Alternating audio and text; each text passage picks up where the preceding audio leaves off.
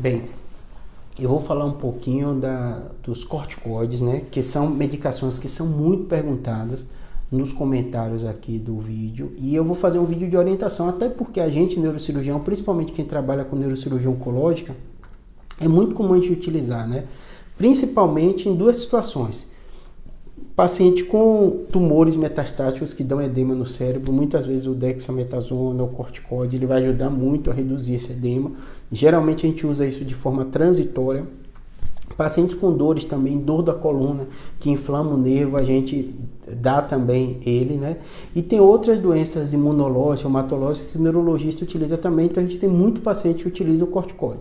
E é uma medicação que eu vou explicar todo para vocês aqui o potencial dela, por que a gente usa e tal, e também os efeitos colaterais, porque muitos desses pacientes, mesmo a gente dando dose, ajustando, eles vão sentir um pouco desses efeitos colaterais.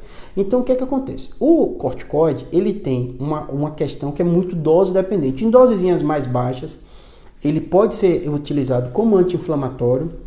Então, às vezes, né, até quadro de enxaqueca, uma crise aguda de enxaqueca, né, a gente às vezes dá em dosinha mais baixa para o paciente sair daquela crise. Muitas vezes em crises álgicas, né, todo mundo às vezes chega no consultório, o paciente fala, eu fui e tomei, diz o nome do remédio, né, injeção disso para desinflamar um pouquinho o nervo. Então, ele tem esse papel e é muito bom anti-inflamatório, ele funciona muito bem. Nesses casos, né, eles costumam ter menos efeito colateral. Tem que olhar sempre com cuidado, situação para situação. Mas, de um modo geral, o uso único, isolado, que a gente utiliza, né, é muito raro de ter efeitos colaterais.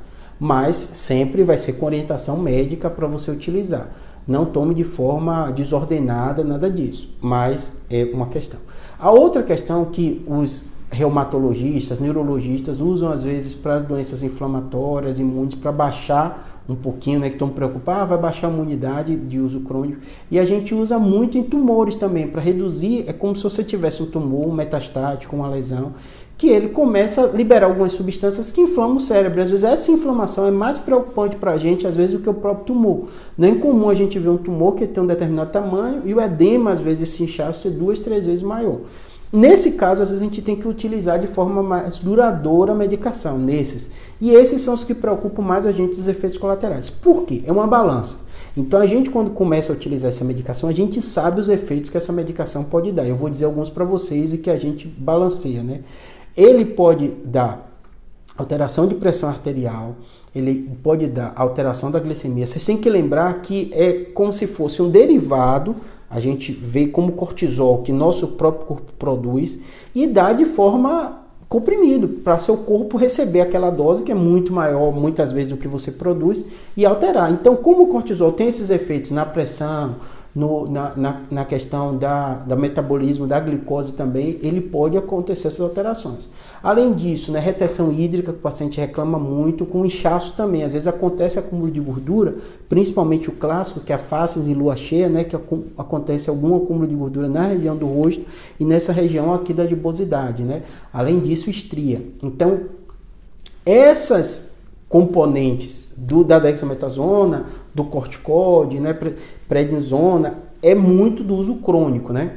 Outra preocupação quando a gente tem o uso crônico é como seu corpo entende que o nível está muito alto de cortisol, já que você está comendo, ele para de produzir. Então é um remédio que também você tem que ter muito cuidado na retirada dele. Por exemplo, se alguém está tomando, geralmente os efeitos começam a partir de 4, 5, 7 dias, um período um pouquinho maior. Os períodos mais curtos, até 3 dias, 4 dias, 5 dias, não costuma ter tantos efeitos assim colaterais. Óbvio que o médico vai olhar de situação para situação, respeite muito esse período que ele vai estar falando para você, mas só para você entender. Tempo mais curto, de poucos dias, não costumam dá tanto efeito, passando de semana costuma dar um pouquinho mais desses efeitos e muitas vezes o corpo entende que seu nível está alto, ele para de produzir. Então são remédios que de um modo geral você tem que fazer o desmame, né? Que é justamente retirada pequena e gradual do remédio para justamente seu corpo se adaptar. Aí seu médico também vai calcular para ver se vai tirar mais rápido, mais devagar. Tem paciente que tem efeitos colaterais que eu preciso tirar um pouquinho mais rápido, e aí eu observo. Tem paciente que precisa do apoio da endócrino que vai avaliar toda essa parte hormonal também. Então, só para vocês entenderem dos efeitos colaterais, né? Além disso, mulher principalmente reclama um pouquinho de acne e tem algumas alterações relacionadas à ansiedade. Tem pessoas que tomam cortisol desse dexametasona, prednisona, desse corticóide que a gente está dando para ele, e tem transtornos relacionados à ansiedade, porque esse hormônio, né, o cortisol, além dos efeitos que eu falei na pressão, na glicemia, ele também tem um certo componente do humor.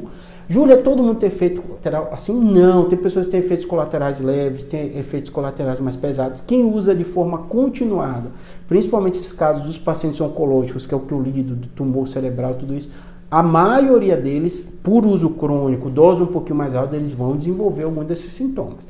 Mas é uma balança, é conversar com o médico, não ter o preconceito do remédio, porque todo mundo sabe, engorda, faz isso, deixa inchado, isso e aquilo. Muitos disso que as pessoas falam são parcialmente verdade, outros estão exagerados e vai depender do tempo que seu médico utiliza. Então não deixe de utilizar com medo das complicações. Conversa de forma franca com ele que ele vai te analisar a sua situação, por que precisa, por que não precisa explicar. Espero que tenha ajudado. Obrigado.